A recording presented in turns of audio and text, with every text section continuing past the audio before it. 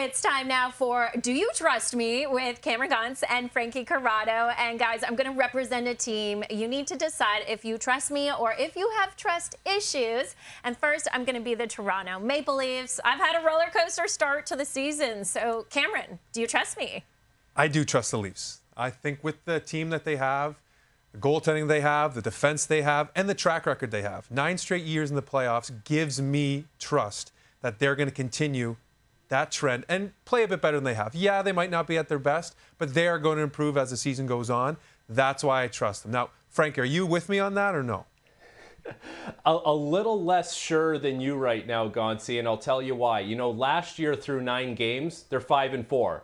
This year through 9 games, they're 4-1, but it has a very different feel. Like the Toronto Maple Leafs just got feasted off the rush defensively by the Buffalo Sabres. They have looked leaky and passive in their own zone. Like, so yeah, there's a track record of them being able to outscore some of their problems, but with the way this team has played defensively this year, I'm less sure of them this year than I was last year when they eventually turned things around and won the division. I have some more trust issues this time around. The leaky Leafs, I don't know how that sounds at the top of my head right now, but I do think they'll clean that up. With the structure they already have in place, the goaltending, I do think that that's something they'll be able to clean up. They're definitely missing someone out there on the ice. That's what I'll say. Next, I am the Pittsburgh Penguins. Most thought I'd be a definite seller this year, and we're calling for me to trade Sidney Crosby. Instead, I'm second in the Metro and seem to have turned back the clock so far. Cameron, do you trust me?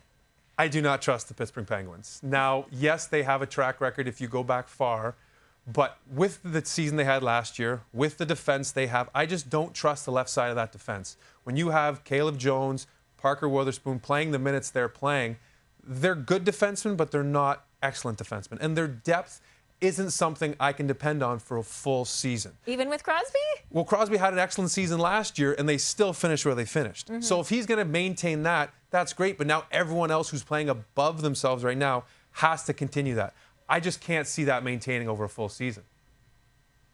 I'll tell you why I trust the Pittsburgh Penguins. Because they're not going to fool themselves. They're not going to have the start that they've had. And then even if they play well, start to trade futures for the here and now. Like there's a blueprint there, there's a plan in place, and if they are fooling themselves thinking that, yeah, we're gonna get rid of another pick or we're gonna get rid of a prospect to say that, you know, we can do something playoffs related right now, it's not gonna go well for them. So I trust the fact that they're gonna continue down the road they're on where strategically they'll move pieces off their roster that maybe won't make them have a full-on tank, but should help them turn the corner and eventually turn into a team that is making the playoffs year after year.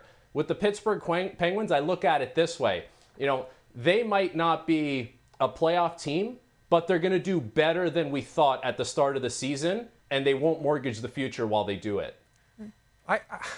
Better than you thought at the start of the season could be second last, though, and that's what I'm saying. I don't trust the start that they have because second in the Metro is not something I see them maintaining.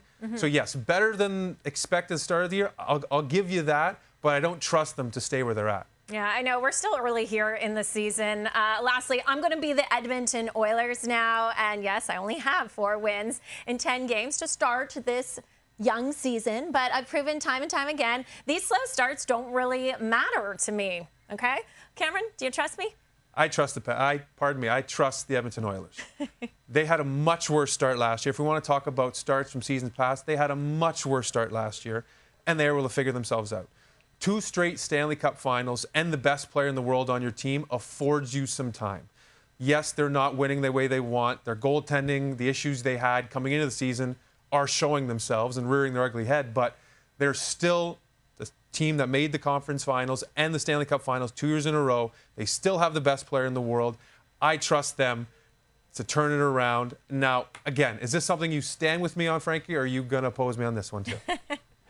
No, there's only 2 things I trust with the Edmonton Oilers. It's number 97 and it's number 29. That's it. Outside of that right now, the Oilers are in this mode where they're trying to figure out what else works. Like they've brought in a lot of new players. They have some younger bodies. Like does Matty Savoy, what kind of impact does he have? Does Isaac Howard stay for the whole season? What's his spot on that roster when it's all said and done?